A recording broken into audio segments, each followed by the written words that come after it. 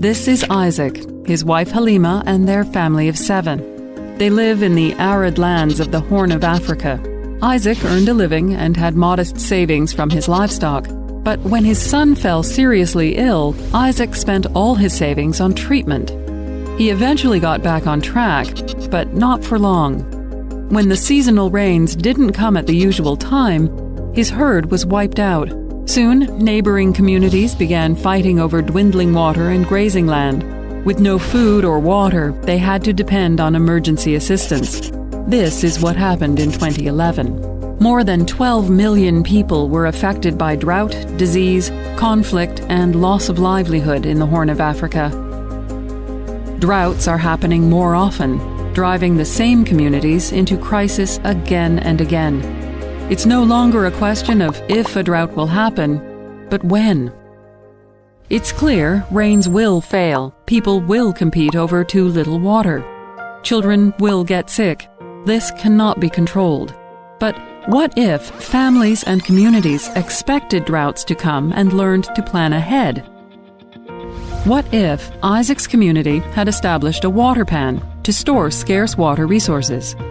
By sharing the water instead of fighting over it, the community could have prevented the death of their animals.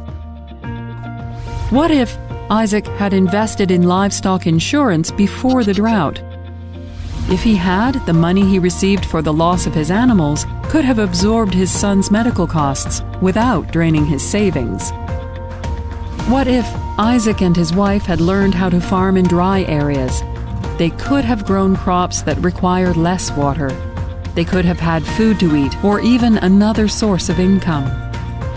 What if Isaack and his wife had begun poultry farming with training from a local entrepreneur?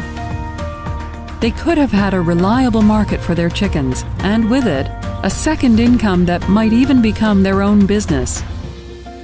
When we shift our focus to preparing for drought, crises can be prevented.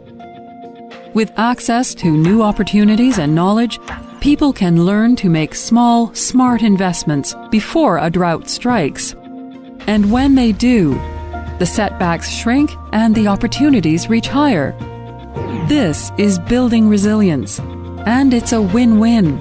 Breaking the cycle of crises for families, communities, and nations offers a real chance for people to thrive on their own, despite living in drought-prone areas.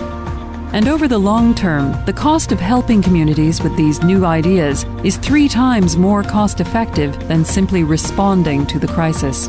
Building resilience is not just an idea. It is saving livelihoods.